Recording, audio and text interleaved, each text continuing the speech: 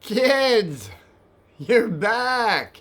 Well, welcome to Aloha to all my kids, my subscribers, and my looky-loos. Hello. Aloha. Well, here we are, another Sunday, and I promised you something fantastic, or at least unusual. Uncle Martin, if you haven't noticed, he's a little unusual, but he's very truthful. He's a truthful Uncle Martin.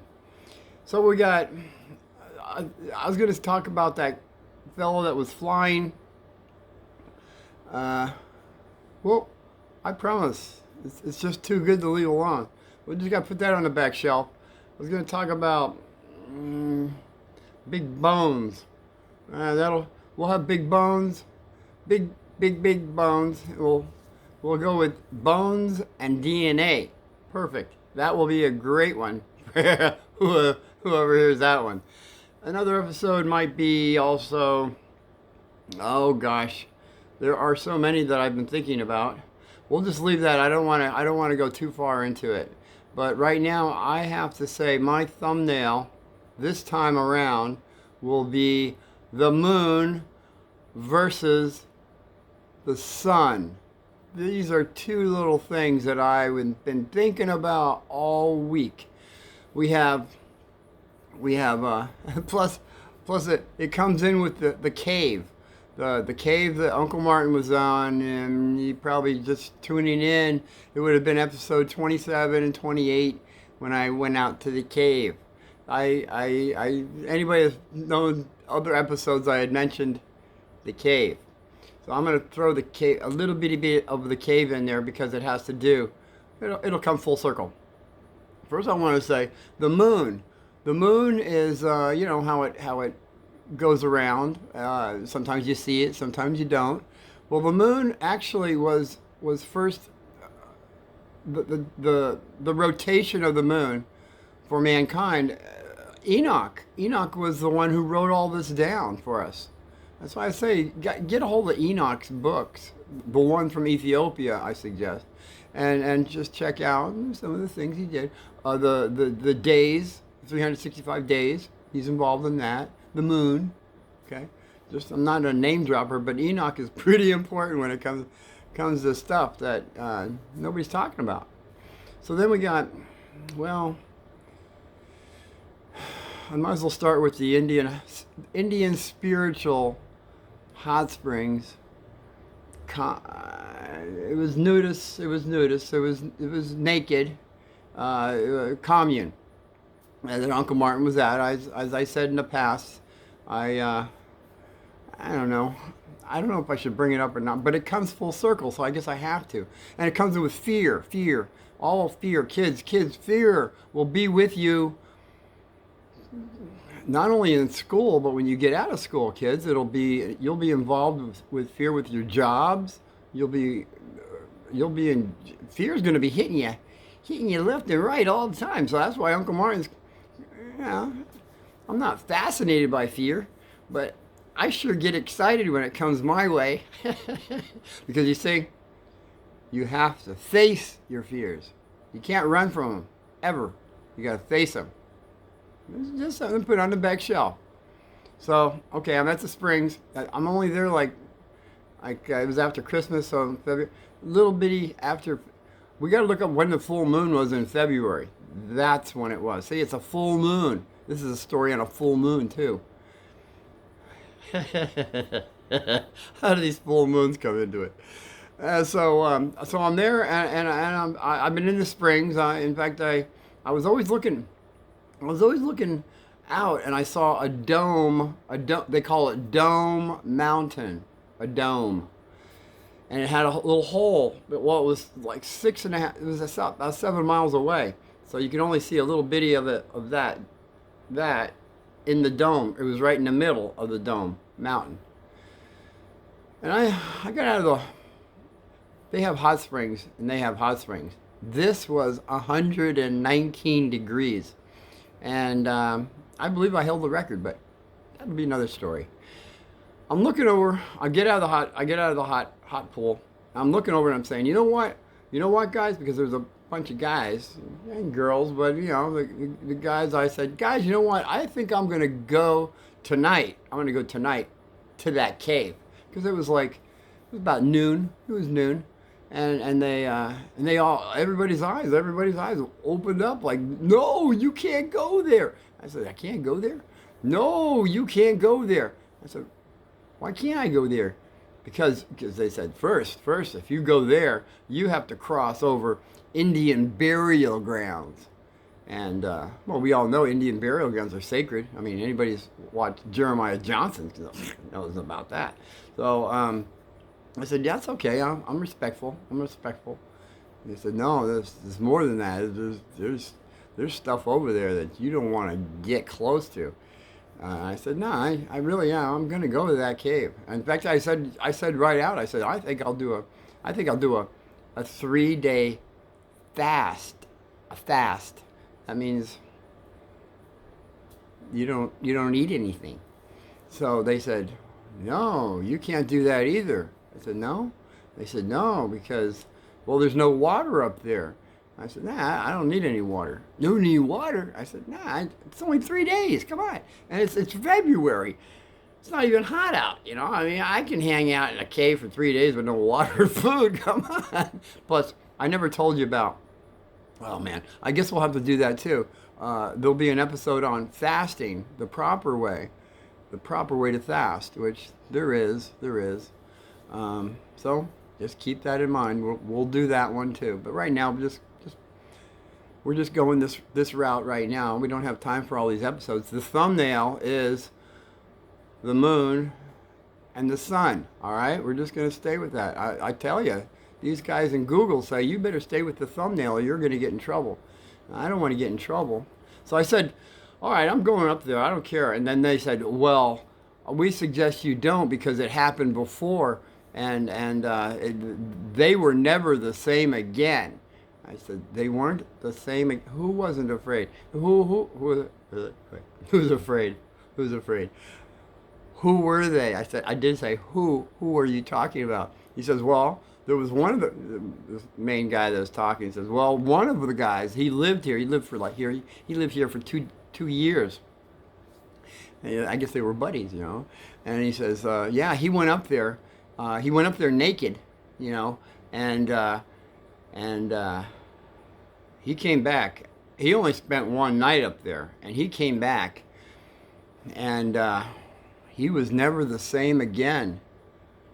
Oh man, what were they trying to do? I heard, if you kids have ever followed me from the beginning, you know how many times I heard the guy had the fight, so many fights, and the kids were never the same again. Remember that? Remember all those stories? Well, here I am at a school, at a colony, and I'm getting the same story. The guy that went up there came back. Actually, they said the people that went up there, that came back, they were never the same again. And I said, well, what happened to the first guy? They said, well, he went up there naked. And when he came back after that first night, he came back, and we couldn't. He was mumbling. He was a mumbler. We didn't understand him. He was never the same again. We had to get rid of him. You had to get rid of him? Yeah, we put him in a home. A home? Put him in a home? Because he spent one night in a cave? Yeah. I said, oh, really? I think I'm going to still do that 3-day fast up there. Oh, their eyes opened up even bigger. It's like I wasn't listening to them or something. And I was listening to them say that I was supposed to have fear. I was supposed to have fear. And I didn't have any fear. And it just made me more, it intrigued me more that, I wanted to see what was up there. So then they say, no. Then they said, there was another guy, it happened to 2 people. And the second guy, it was even worse. I said, it was worse? It was worse than the first guy? Well, what happened to him? What happened to the second guy? And they said, well, he he was from another part of the world. He wasn't from like Chicago or something. He wasn't from the United States. He was like, as I said, the women were from all over the world. All the people were all over. This guy was from another part of the world. I really have to think on where he was from. Um, it doesn't really matter. He wasn't from the United States. And he didn't live there. He just came. He maybe had one of the rooms in the hotel. I don't know. He went up there. Oh, I'm sorry. The first guy that went up there naked, he did bring a sleeping bag, a red sleeping bag, and he had a knife. He had a knife and a red sleeping bag. I didn't want to forget that part. Just put that on the back shelf. It comes full circle. So the second guy, he goes up there. He wasn't living there. So he went up there with clothes. Makes sense, right? And he came back, and it was worse than the first guy. This guy came back with he had the worst experience that he had ever had anywhere on the planet, and he was a roamer. He went in a lot of places, and he never had such a negative experience in that night that he was up there. He came back with a vision. It was a vision. He said that the world was gonna. It was the end of the world. He dreamt it was the end of the world, and he was in the cave, and all the rocks were coming down all around him, and it was like it was terrible. And he came back, and he says he's not going to stay in the room anymore. In fact, he's going to get off the property, and he's going to go back to wherever he came from. So, I said, yeah, okay, well. It's a nice story, but I'm still going to go up there. I'm going to go up there and I'm going to do a 3-day fast. And they all said, all right, buddy, good luck. So I think they must have talked my ear off a long time because now it's dark. It's dark out. And maybe they were trying to, you know what? I think they were waiting for me to say, well, it's too dark. And plus, it's 7 miles and this is in the desert. And I'm barefoot. All I got is my blanket and my staff, And, by the way, this blanket was not just any blanket. It was my dad's blanket from the Navy. And if anybody knows about Navy blankets, they're pretty cool because it had, it was like a cream-colored Navy blanket. It had a blue stripe on the bottom. And in fact, it looked a little biblical.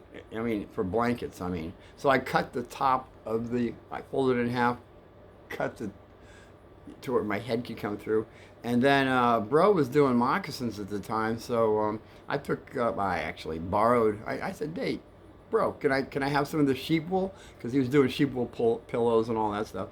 So I put sheep wool around this side and the back side, so it looked pretty cozy, and it looked pretty cool too, actually, for a blanket and little sheep wool. And it had some style to it. So I had my staff and I was barefoot and I was heading out at nighttime now to this cave. Well, it's a full moon for crying out loud. It was about so high. It wasn't quite. It was about this high, about what, 10 going on 11 o'clock, something like that, in the sky. So as I'm going down to the well, I figured if it's that way, I'll just go straight at it, But there was a lot of cactus and stuff like that, but I didn't worry about that because there's a riverbed that pretty much brings you right up there. So I just followed. Riverbed's kind of, a little few rocks, a lot of sand. It wasn't too tough. So before, I'm just saying that's the direction I took and that's how I got there. But before I did that, off a little, I think it was still on the property. It's like a bunch of acres there, but it was these girls, all right, there were 7 girls, and they were around this big bonfire, okay? And they were in a circle, holding hands, going around the circle, and they were all redheads. And actually, that's what the guys said. They said, stay away from those 7 redheaded virgins. I forgot about that. Yeah, they said stay away from them. So they kept telling me not to do something. Of course, Uncle Martin's got to see what's going on. So these 7, I'm looking at it as naked, not naked. We already went through that on the last episode, I think it was. Yeah, it was the last episode. There's naked and naked. And I looked at them like they were naked. You know, I haven't seen it. I've seen it before. It's a big deal, man. It was interesting though. It was nighttime. They're all in a circle, going around the circle, and it was like I caught in on everybody had been saying something like, "Oh," they were looking up at the moon, saying, oh moon, give us prosperity." And then the next one would say, "Oh moon, give us." I don't know, blah blah blah, whatever they were asking. I was just knowing that these girls were asking the moon for something. All right, that's what I was getting out of it. And they weren't calling moon like you remember seventh episode. That guy was the size of a moon, right? I mean, he lived up to his name, you know. And he man a few words. Yep, that's all I needed to hear. So see, they're at, and so I heard six of them, and there was one more to go. And I had to stop. And you know, I'm about, you know, 2 car lengths away, and they stopped walking around the circle. And now she's looking at me. She's looking at me like, what are you doing looking at us? You know? And I'm just standing there with my staff and my blanket, barefoot, saying, ladies, do you not realize that you are calling out to the moon? And do you not realize that the moon is a reflection of the sun that you cannot see, but the only way that moon is bright is because of the sun? Wouldn't you want to be calling out to the sun? Oh my goodness. That was they were looking at me like, you heard about dagger eyes, haven't you? Dagger eyes? You know, like sort of like the bullies did, you know, at certain times. So they were looking at me like that, and I'm thinking, and you're calling to the moon, and it's just the reflection. Don't you realize this? And then he said, yes, we do realize that. I said, oh, okay. And then they said, by the way, where are you going? Because, you know, I'm on the outskirts of the property now. Well, I guess they thought maybe I was going to go take a pee or something. And I said, well, I'm going to the cave. I'm going to the cave. And the girl that didn't say anything yet, she didn't say, oh, moon, this or that. She looks at me and she says, I can still see her face. She says, have a good time. And then they merrily, it like boosted their spirits by me saying that. It was great. It was great. I'm so glad I left them on a merry note than a sad note. And by the way, speaking of redheads, you know, did you know, kids, that they have a higher threshold? Any of you redheads, you know what I'm talking about. Redheads have a higher threshold for pain. Is that not amazing? They have more vitamin D, than anybody. They have more, I don't want to say psychic powers, but they do seem to be more in tune to the things that are not visible to most people. There is that.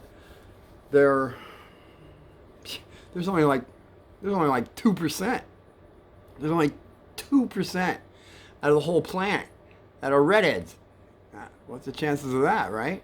And then, except Scotland. Remember Scotland, where they had that sand way up in the sand, all that sand up on Scotland. Well, Scotland has, which the only way that sand got up there was a mile-high tsunami. You guys remember that one? That was back in another episode, where sand can be taken from one place and put to another. And the only way this sand got up in the Highlands of Scotland was a mile-high tsunami. Well, yeah, it's happened before. As they say, history repeats itself, so that's what I'm saying. So we got all these redheads that are only 2% in the world, except when you get to Scotland. Scotland has 13% redheads over in Scotland. You know what Uncle Mar has to say to that, don't you? Go Vikings! That's the only way I can figure it, Yeah. So, okay, so I get up to the cave, and I made a fire and everything. It seemed pretty cozy to me. And I spent 3 days, 3 nights up there, okay? And tell you the truth, kids, I'm going to tell you something. I felt more at home in that cave than I have anywhere else in my life on this planet Terrific, or terrible, depending on how you're looking at it. Except that other place that I was at, and that's because I was with my fourth spiritual teacher, and I didn't need any more after that. But yeah, that was the only other time that I felt really at home. So when it was time for me to come out, and I didn't want to go back there to those guys. I could have probably went a couple more days without, drinking or eating. It was just, I'm going to go into fasting. I promise I will, because it's very important that we do know the foundation of how it's more positive when you at least consider what I would say on that episode. I'm coming out of the cave. I'm going down about, I don't think it was more than 25, 33 feet. And off to the left, I see a red sleeping bag. All right. And that was from the first guy that went up there naked. All right. And he had just a knife. Because, see, that's what I was thinking. You guys brought back something for me that I never realized until I told the story. That sleeping bag was all ripped up. You know how sleeping bags are cotton, the crummy ones, cotton ones that they don't really keep you very warm. If you ever been in those kind of sleeping bags, I was a Boy Scout, man. Those are crummy. Inside, it's like white fluff of something. Well, that was all over the place. The fluff, it was all in the chaparral bushes and everything else. It was like all shredded up. It was like he just took that knife and just tore up his whole sleeping bag for some reason. Well, actually, it looked like maybe he did it up in the cave and he threw it out. It could have been that way too, because it had to have been that way, because the angle that was out over there, he did that. He was up in the cave chopping it all up and then threw it out, and then maybe something happened to where he started mumbling again. Nobody could understand him. So that guy, that was what I saw. I said, well, that story could have been true. So when I get back, I forgot to tell you, the guy that went up there with clothes on, remember all the rocks are falling down, and it was like the end of the world, the worst time he ever had. He had to get back to another part of the planet. He was not going to stay any more time on that area. He came back naked. He went up with clothes on, but he came back naked. Now I can see the first guy going up naked because he lived on a nudist commune. That made sense. But the other guy coming back with no clothes, I don't know, man. Something about clothing, maybe blankets, or I don't know. I had no problems with the cave, So I mean, and by the way, that's nothing compared to the other things that I did witness. I did witness in that cave. This will be fantastic. You kids are in for a treat when I have. It'll be an episode. I'll have probably the cave. Something with that, or something really thing. So anyway, I get back to the farm, the gang, and they don't want to look. They want to look at me and see, am I mumbling, or well, I still have my blanket and my staff. They said, how was it up there? I said, it was fantastic. I had the best night's sleep I've ever had in my life. They said, really? You had a good time up there? I said, no, I had a positive time up there. It was fantastic. They said, really? Really? It was really fantastic. I said, absolutely. It was the best place that I've ever been in my life. And after that, I don't know, they just kind of looked at me differently. When I was talking about, because no limitation, then I really got into no limitation, because they were always popping up with things that were, kind of negative. And I said, well, yeah, maybe it could be that way, but what if you look at it this way? And so that's where all the kids and everybody said, here comes no limitation. It was like, it was kind of a negative thing. But I'm just saying, People called me that. So that's when I'm saying, kids, back in the other episodes, what are you going to call Uncle Martin? Well, I'm Uncle Martin, anonymous, and no limitation. That's my handle. That's my handle. Oh gosh. So it's it's all how we perceive things. See the negative side. Um, the negative side. When I say negative side, I'm going to say the people that say there is no God. There's no God. Because well, I guess they just have more things to learn, but they feel that the money, the women, the material things that are here are the only things. There is no spirit of anything else. So that's why they're no tomorrow drinking, having a great time. Um, it's just that's fine because that's always our free choice if we're going to do that or not. And of course, there is a return of all that stuff.